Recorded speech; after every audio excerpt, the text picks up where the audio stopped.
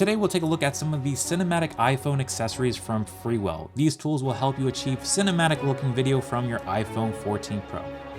Let's get into it.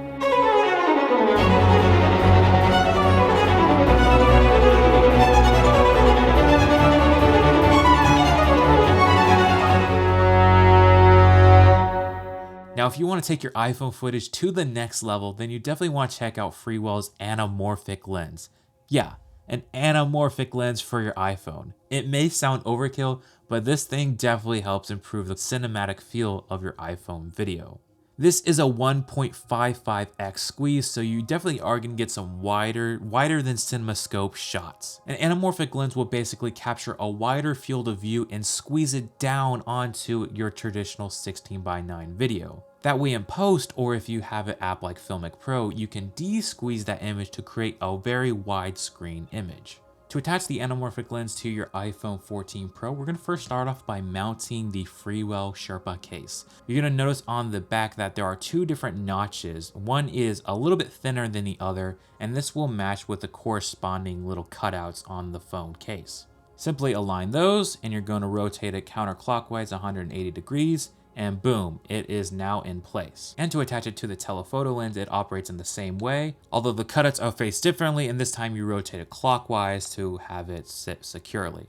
Now, before you just slap on the anamorphic lens and go shooting, there are a couple things you would want to tweak to the camera settings to get the most out of this lens. First of all, if you open up the camera app, you're gonna notice that everything is very skinny. This is because it is squeezing down the footage. So do pick up a third-party app that will allow you to de-squeeze the lens. The app I have been using is Filmic Pro, and there's a setting where you can de-squeeze 1.55x, so you'll get everything properly aligned. You can preview it, and it'll even save your footage as de-squeezed. You also want to make sure you turn off stabilization before you start using the anamorphic lens, because what will happen is it will start to correct the anamorphic and things will get a little bit distorted and a little bit weird. I'd also recommend if you do use this lens outdoor, then you can use the included ND filters to cut back on that exposure to dial in your settings properly. They include an ND8, ND16, 32, and 64 options, so you can perfectly dial the exposure you need for your iPhone. Now, an anamorphic lens is not going to be needed for every single shot, but when you do pop this lens on, you get such an amazing cinematic look and feel to your iPhone footage, which is just crazy to think about.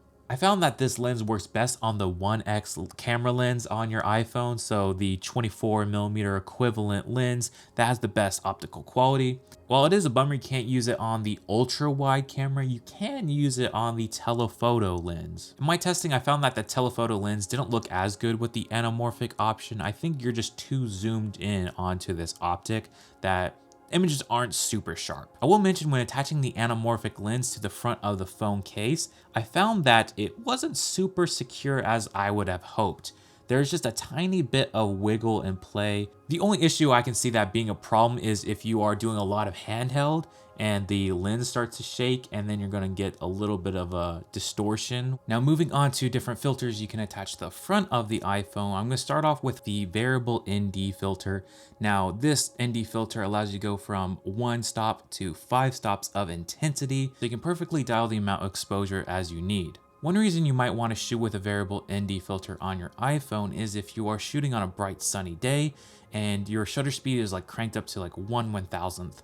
Well, if you put on an ND filter, you can actually darken it down so that way you can reduce your shutter speed to something more manageable, like 1/48th of a second, to get more traditional motion blur. This will create more of an illusion of film and help you achieve a more cinematic looking shot. Our next filter is a CPL, or a circular polarizer filter. This filter is kind of like magic. Give that filter a turn and you're going to start seeing some different effects happening. If you want to cut past the glare of water, just give this a turn and you're going to cut that down and have a much more saturated looking water. You're also going to notice that the greenery and trees are also going to pick up more saturation. And the next filter is a mist filter. These have become more and more popular. A mist filter is going to subtly bloom highlights, but also lift up some shadows, creating a more film-like image. Each filter comes with this nice little rubber cap that sits right on the filter, so if you put this in your pocket, you're going to protect your filter and you're not going to risk it getting dirt on it. Next up is the grip. Not only does it hold your phone, it has a cold shoe, different quarter 20s along the top and bottom. It has a shutter button so you can connect it with Bluetooth to your phone and it will act as a start and stop recording button, which is just super cool. If you are to flip down the grip portion of this, you can see that you can actually have a little handle for holding the phone out. You can also twist around the handle, so now you have like a little bit more of a pistol style grip. Or if you want a little bit more extension, just simply pull down and now you have a very compact little selfie stick. This will help you get different angles as well as providing a further reach if you plan to do some vlogging with. Overall, I think this grip is super versatile and it just allows you to get so much different angles and shots with a compact little thing like that. So super handy to have. Now you might be thinking, Nate, these are really cool accessories, but what if the iPhone 15 comes out? What's going to happen with these accessories?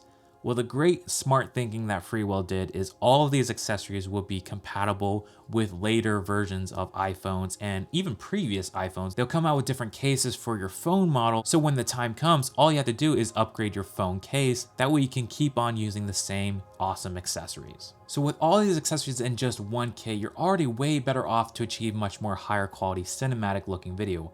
However, that's not the full story. You want to make sure that you color grade your videos well in post-production. But if you're not sure how to go about color grading for the iPhone, don't worry because I made some LUTs specifically designed for the iPhone 14 that'll give you a nice, vibrant looking image right out of the gate. I'll leave a link in the description down below if you want to check it out. Other than that, hope you guys gain value out of this video, and I'll see you guys in the next one.